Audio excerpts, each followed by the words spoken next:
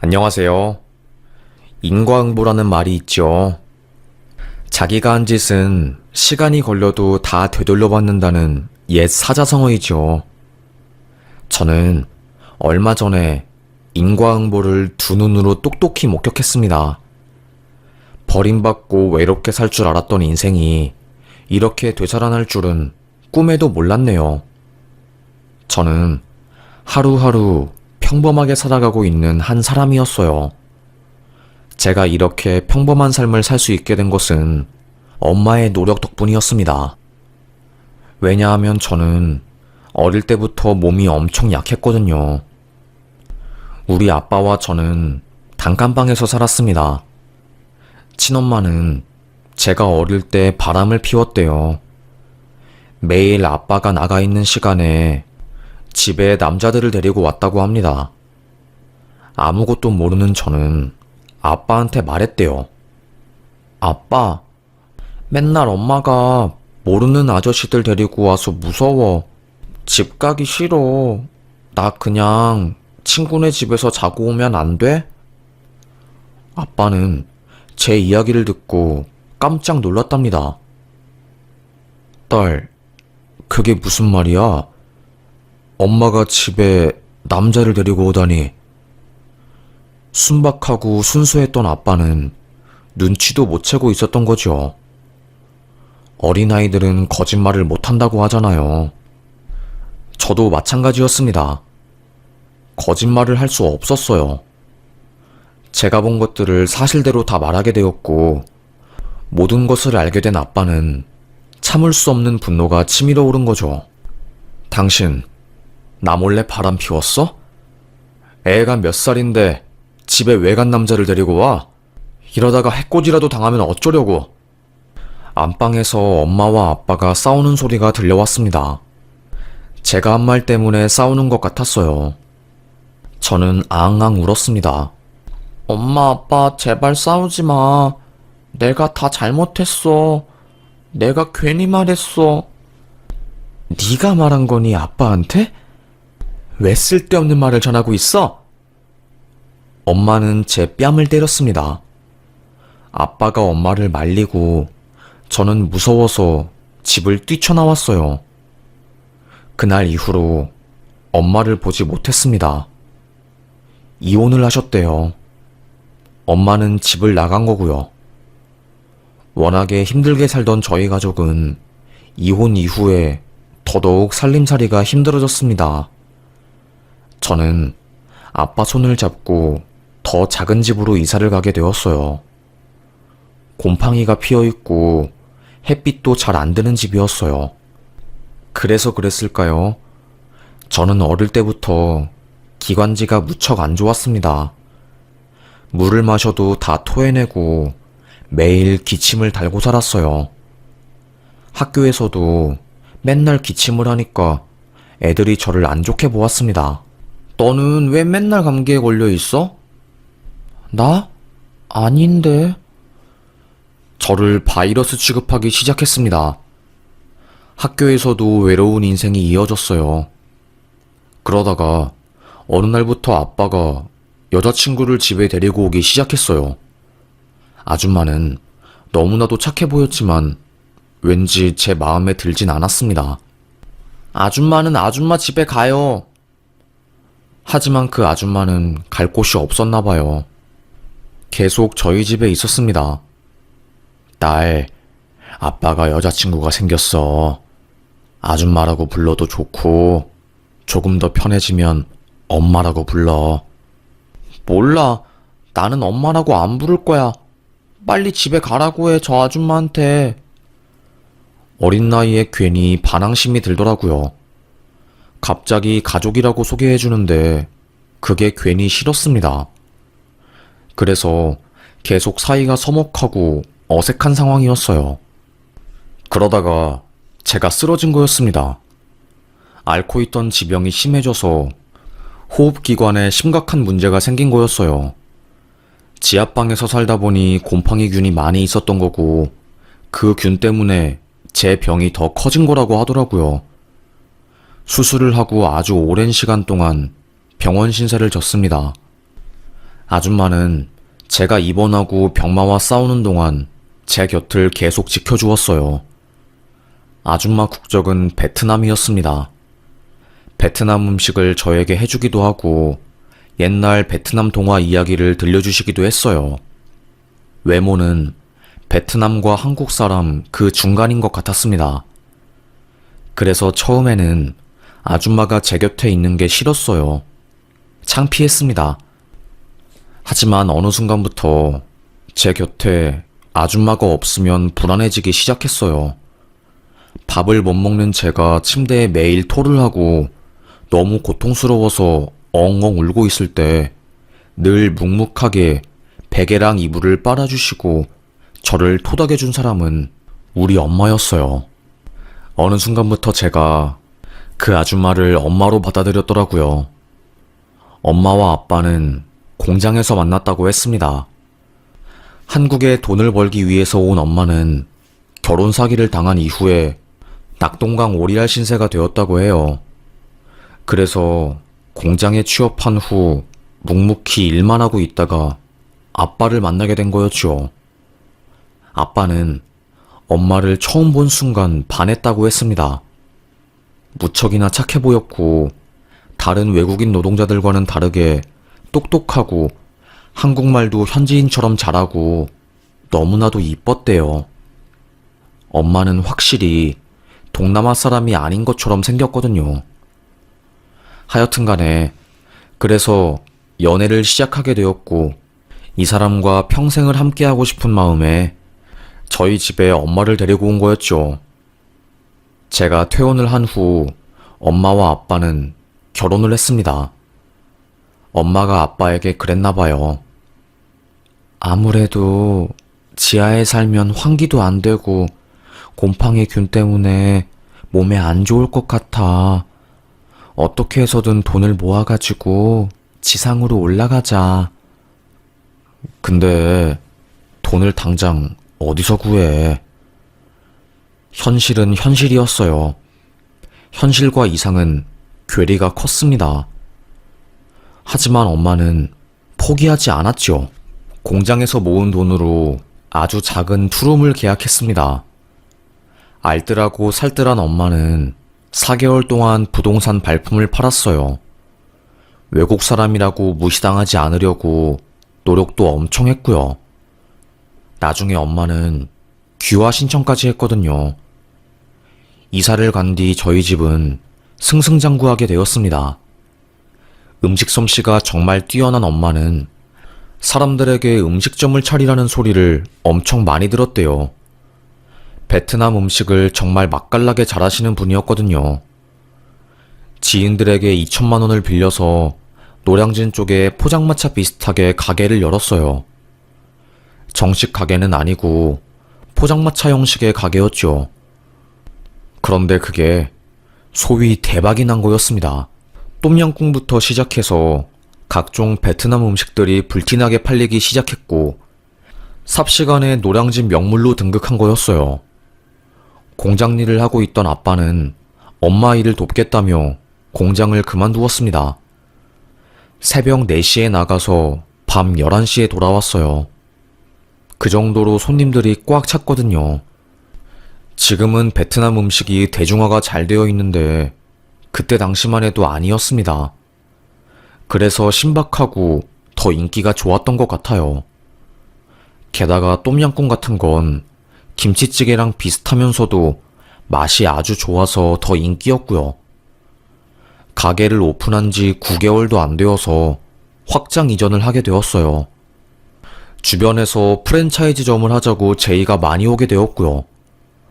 돈을 많이 번 엄마는 가장 먼저 한 일이 저의 방을 깨끗하게 도배해 준 거였습니다. 우리 딸내미한테 꼭 깨끗한 방 선물해 주고 싶었어. 이제 깨끗한 곳에서 원 없이 공부하고 행복하게 살자, 우리 딸. 그때 정말 진심으로 엄마를 엄마로 받아들였던 것 같아요. 친엄마보다 더 친엄마처럼 잘해주는 우리 엄마는 세상에서 유일한 사람이었습니다. 저는 그 덕에 편하게 공부를 하게 되었고요. 친구들이 가는 학원도 다닐 수 있게 되었고요. 더 이상 돈이 없어서 급식비가 밀리는 일은 없었습니다. 공부를 열심히 한 저는 서울에 있는 한 대학에 입학하게 되었습니다. 거기서 지금의 남편을 만났어요. 어릴 때부터 몸이 약했던 저는 항상 건강하고 운동 잘하는 사람에게 자연스럽게 끌렸습니다. 남편이 학교 운동장에서 농구를 하고 있는 모습을 본 순간 반해버렸던 거죠. 저희 학교 하키부라고 하더라고요. 농구 동아리에 들어가서 게임을 하고 있었던 거고요. 저는 그 남자를 꼬시고 싶었습니다. 그래서 농구부에 들어갔어요. 여자가 농구부에 들어가서 할 수 있는 게 뭐가 있겠어요. 물 같은 거 나르고 선수들 수건 챙겨주는 매니저 역할을 했습니다. 그걸 빌미로 그 남자랑 조금씩 친해지게 되었어요. 처음에는 엄청 시크한 성격이었어요. 매니저, 나 물 좀 줘봐. 자기 필요할 때만 나를 찾고 어느 순간부터는 제가 시다바리가 된 것 같은 기분이 들더라고요. 그러다가 회식을 한번 크게 하게 되었습니다. 그 남자는 술을 좋아하는 사람이라서 술을 진탕 먹고 있었어요. 다른 사람들은 거의 다 피곤하다고 집을 간 상태였고요. 저는 매니저니까 술을 마시지 않고 사람들을 챙기려고 끝까지 남아 있었습니다. 한 명씩 다 택시를 태워서 집에 보내고 나니까 그 남자랑 저 둘만 남더라고요. 갑자기 그 남자가 저에게 매니저는 왜 하는 거냐? 여기 좋아하는 애 있어? 그냥 내가 하고 싶어서 하는 건데? 에이, 그러지 말고 솔직하게 말해봐. 누구 좋아하는데? 내가 이어줄게. 한참 동안 정막이 흐르다가 저는 용기를 내서 대답했습니다. 나, 너 좋아하는데? 그때 그놈이 저에게 입술 박치기를 하더라고요. 그때가 첫 키스였습니다. 황홀하고 기분이 좋다기보다는 당황스러웠어요. 이렇게 빠르게 키스를 하게 될 줄은 꿈에도 몰랐거든요. 그 다음날 어색한 기운이 흘렀어요. 저는 혼자서 그냥 농구부 그만둬야 하나? 어떻게 하지? 고민을 하고 있을 때 걔가 저에게 다가오더라고요. 어제 기억나냐? 몰라, 기억 안 나. 거짓말 치지 말고 기억나잖아. 뜸을 들이다가 그놈이 제 손을 잡고 그러더라고요. 이렇게 된 거 우리 사귀자. 이게 남편과 저의 연애 스토리였습니다. 하키부 출신의 몸도 크고 성격도 대쪽같고 고집이 어마어마했어요. 그런데도 저는 그 사람의 그런 모습이 좋더라고요. 그래서 저를 더 지켜줄 것 같았습니다. 사랑에 깊이 빠진 저는 헤어나올 수 없었고 3년 연애 끝에 결혼하게 되었고요. 처음에 시댁에서 반대가 어마어마했어요. 아무래도 엄마가 베트남 출신이고 장사하는 사람이라 그런지 내키지 않았나 봐요. 우리 엄마가 반대를 심하게 하네. 쉽게 허락을 안 해준다. 그래도 나는 포기하지 않을 거니까 지치지 말자 우리. 결국 끈질기게 결혼을 하겠다고 매달린 결과 승낙을 받아냈습니다. 결혼 생활은 나쁘지 않았습니다. 문제는 아빠가 암에 걸렸다는 사실을 알게 된 이후였어요. 말기암이고 남은 시간은 채 3개월도 안 남았다는 겁니다. 직장암은 말기가 될 때까지 통증이 없대요. 가게에서 아빠가 쓰러지고 나서야 저는 그 사실을 알게 된 거죠. 신혼 초에 아빠의 병을 알게 되어서 마음고생하느라 시간을 다 보냈습니다. 결국 아빠는 1년 정도 산 뒤에 하늘나라로 가셨어요. 엄마는 아빠 없이 가게 운영을 못할 것 같다며 다른 사람에게 가게를 넘겼습니다. 엄마 가게가 분점까지 합쳐서 4군데였어요. 프랜차이즈 운영권을 전부 다 넘겼고 그때 돈을 꽤 많이 벌었습니다. 그 가게가 지금 유명한 베트남 음식집 프랜차이즈점이에요. 식당 일을 그만둔 엄마는 모은 돈으로 부동산 투자를 하면서 동시에 한국에 정착한 베트남 사람들, 다문화 가족들을 위한 봉사활동을 시작했습니다. 굉장히 열심히, 그리고 성실히 사시는 분이었어요. 그때까진 저도 몰랐습니다. 엄마의 재산 규모를요. 어느 날 남편이 저에게 그러더라고요. 장모님, 무슨 돈으로 그렇게 사람들을 돕고 부동산 경매를 하는 거야? 나도 잘 모르는데 엄마랑 아빠가 가게에서 일할 때 돈을 좀 벌었나 봐. 노량진에서 처음 장사 시작한 건데 엄청 잘 됐거든. 12시간씩 일해도 부족할 정도였어. 아무래도 딱히 일을 안 하는데 항상 기부하고 봉사하면서 사는 장모님이 신기하게 보였던 거죠. 게다가 우리나라 사람들은 동남아 사람들은 다 가난하고 없이 살았다고 생각하는 경향이 있어서 더 그렇게 생각한 것 같았습니다. 평범하게 결혼 생활을 하고 있던 도중 하키 선수인 남편이 큰 부상을 당하게 되었어요. 인대가 끊어진 거였습니다. 수술을 했지만 더 이상의 선수 활동은 힘들 것 같다고 하더라고요. 그날 얼마나 울었는지 몰라요. 남편도 그 때문에 우울증에 걸리고 매일 집에만 있었습니다. 은사님의 도움으로 한 초등학교 하키부에 코치로 들어갈 수 있었지만 패배자라는 느낌은 지울 수 없었나 봐요. 매일 술 마시고 집에 들어온 남편은 고래고래 소리를 지르는 게 일상이 되었습니다. 내가 왜 이딴 일을 겪어야 하는데 20년 넘게 해온 하키 생활을 이렇게 허망하게 접는다고? 말도 안 돼. 말도 안 돼. 곁에서 지켜보는 저까지 우울증에 걸리는 듯 했어요. 매일 강남에 가서 술 마시고 사람들이랑 놀고 쓰러지기 직전에 집에 들어오는 생활을 반복했습니다. 당연히 모은 돈도 다 써버리고 술 산다고 빚까지 내는 상황이었어요. 시어머님은 어떻게 하니? 네가 좀 도와줘라.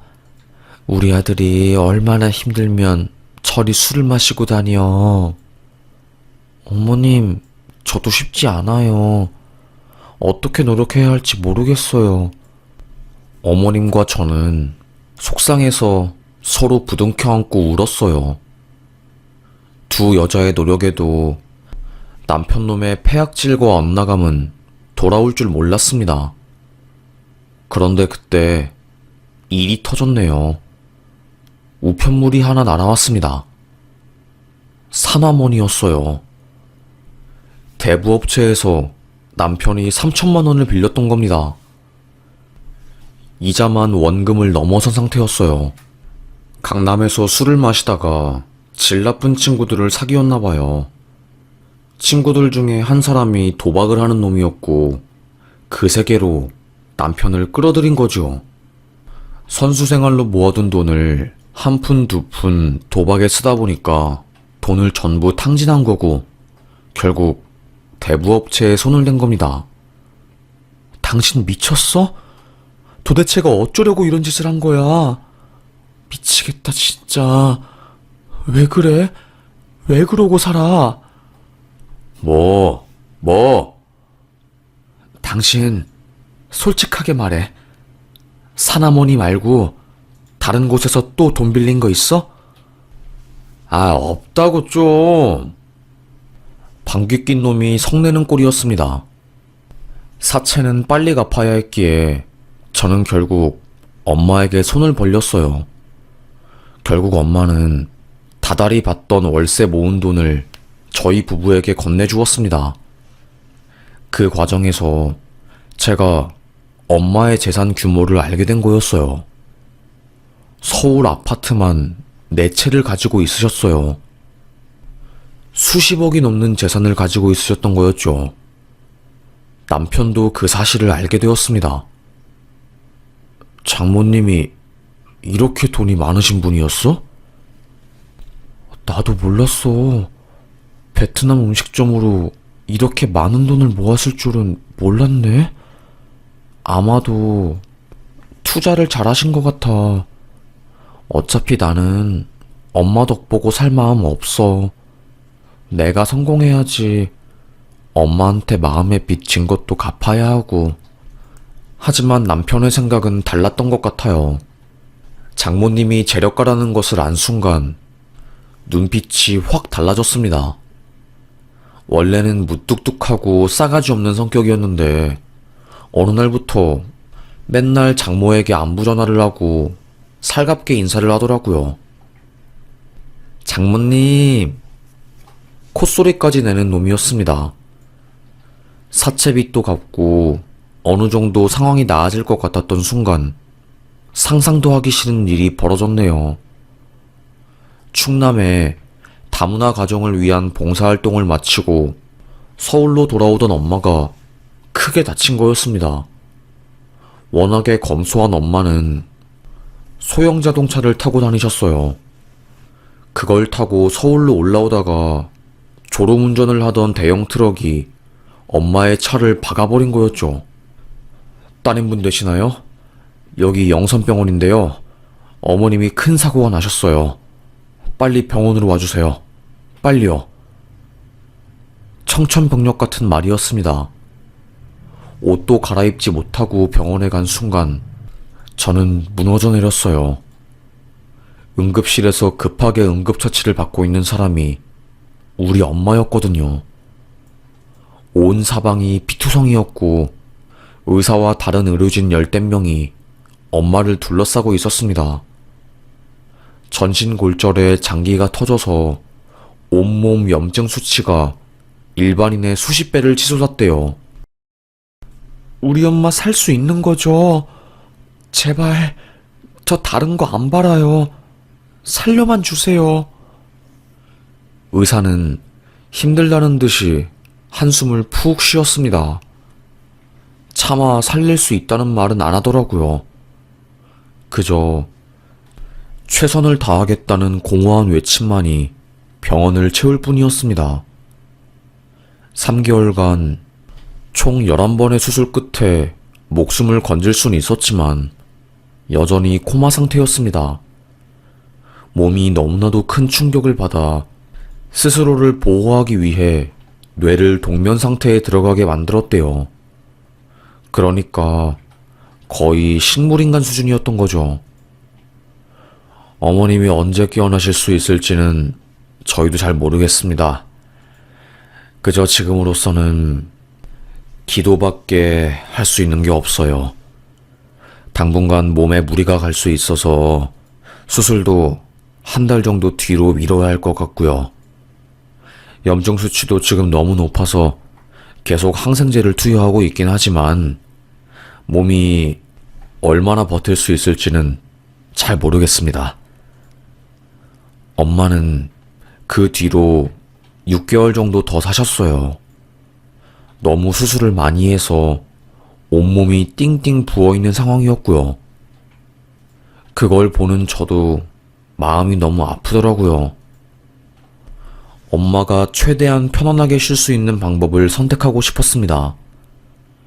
인공적으로 기도에 호흡기를 넣어서 생명을 연장하는 방법도 있었지만 그건 선택하고 싶지 않았어요.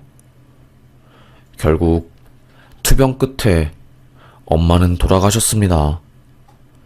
트럭 운전사는 가난한 사람이라서 우리 엄마에게 보상해줄 수 없으니 감옥에 가겠다고 배짱을 부리더군요. 여러모로 답답하고 힘들었어요. 남편도 도움이 안 되더라고요.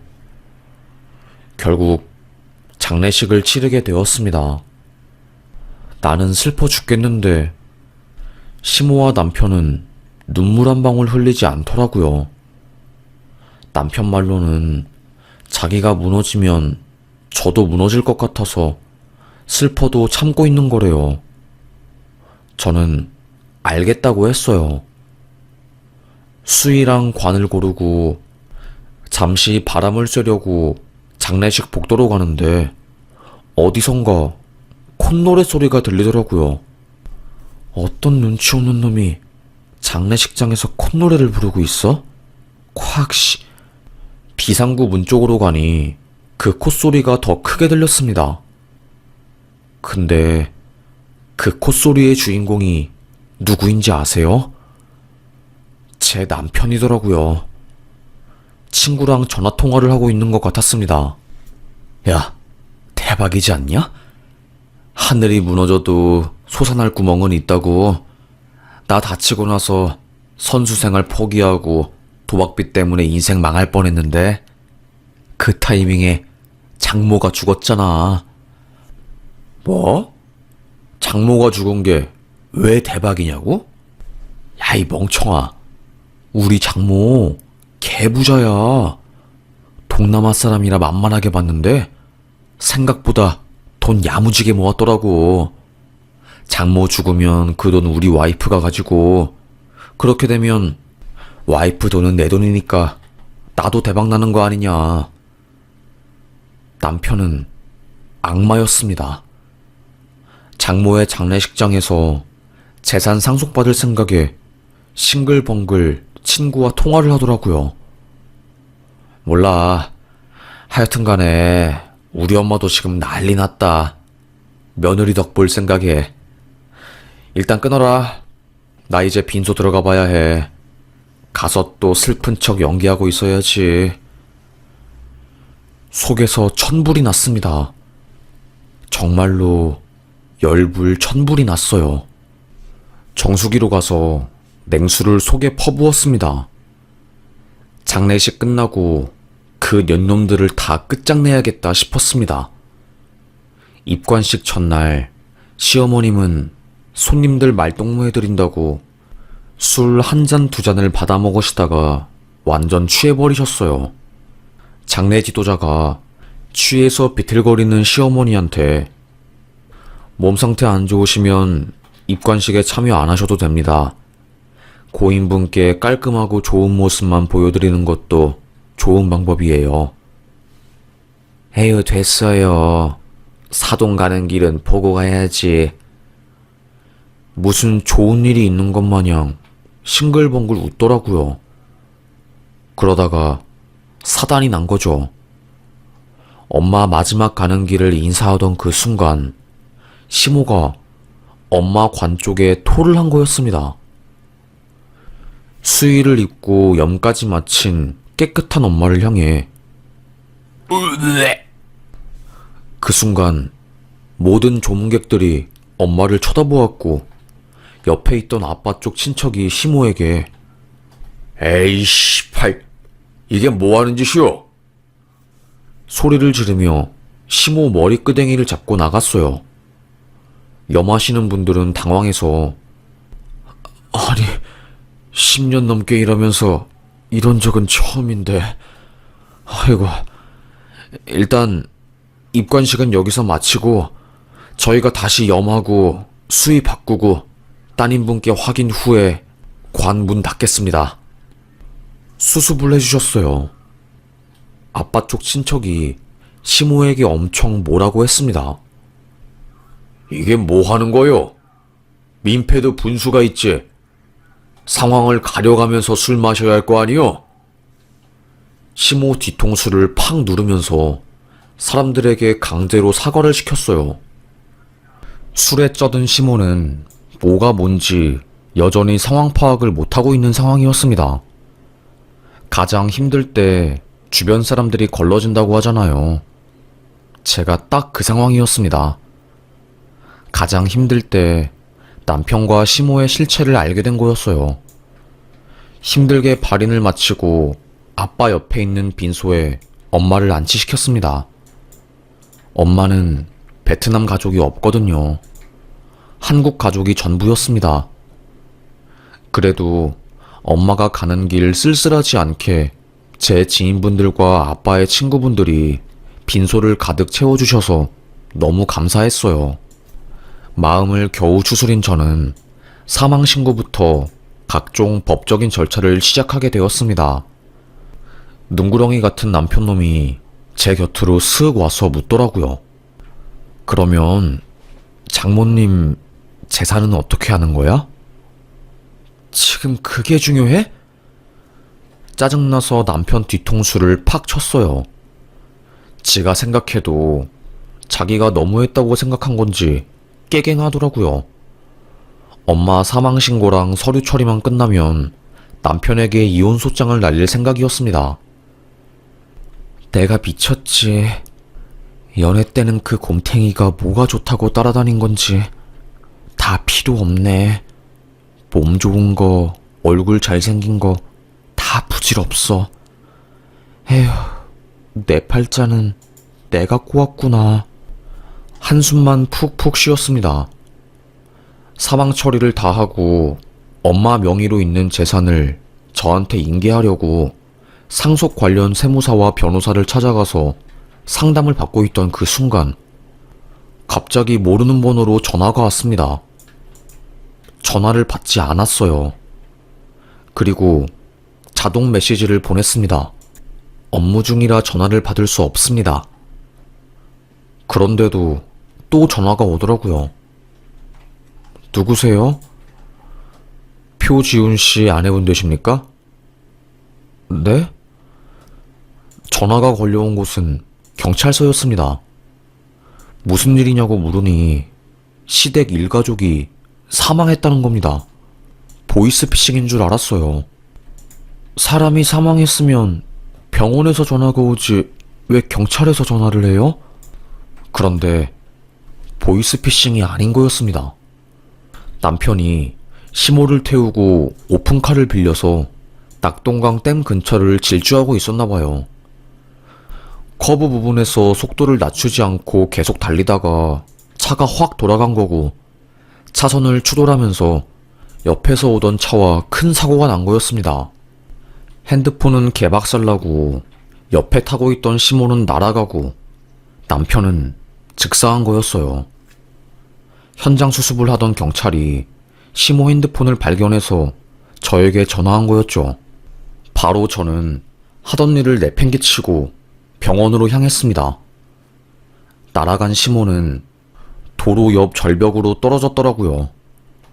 발견 당시 숨은 붙어 있었지만 이송되면서 사망하게 되었고 남편은 형체를 알아보기 힘들 정도로 끔찍한 상태로 죽었던 겁니다. 저희도 최선을 다해서 환자분들 살리려고 했지만 역부족이었습니다. 아니에요. 수고하셨습니다.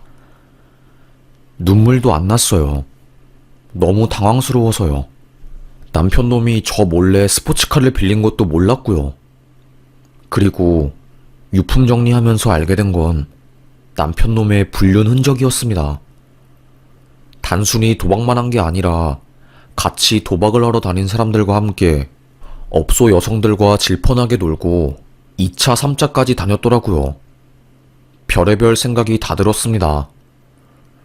그래도 예의를 지켜서 남편과 시모의 장례식은 제가 치르려고 했어요. 근데 유품 정리하면서 불륜 흔적을 알게 되니까 그런 마음이 싹 사라지더군요. 저는 장례를 치르지 않았습니다. 시댁 다른 어른분들에게 물으니 자기네들도 여유가 없어서 장례 치르는 거 뒷바라지 해줄 수 없다고 하더라고요. 저보고 알아서 하라고 했습니다. 남편놈은 도박빚 때문에 동창들에게 돈 빌려달라는 전화를 하도 많이 해서 이미 사람들과 인연이 다 끊긴 상황이었어요. 그래서 그냥 화장해버렸습니다. 활활 타는 불구덩이 안으로 그들이 들어가는 것을 보니 기분이 묘하더라고요. 인생 부질없구나 라는 생각이 들기도 하고 이게 인과응보인 건가 싶었습니다. 하늘에 있는 엄마가 화가 났나 봐요. 입관식에서 토하는 시모나 재산 노리면서 박장대소하는 사위나 전부 꼴 보기 싫었던 거죠. 엄마는 저를 끝까지 지켜주겠다는 약속을 하늘에 가서도 지킨 거였습니다. 너무 감동이고 또 미안했어요. 결국 시모와 남편은 한 줌의 재가 되어 돌아왔고 저는 낙동강에 가서 그 뼈가루를 확 날렸네요. 나 원망하지 마세요. 난 죄 없어요. 내가 살아보니 내 인생이 어떻게 흘러가는지는 다 내가 자초한 일이더라고요. 하늘에 가서 잘 사슈. 훨훨 그들을 보냈네요. 오랫동안 마음 한켠이 무거웠습니다. 머금고만 있었던 남편과 시모의 일을 친구들에게 들려줬어요.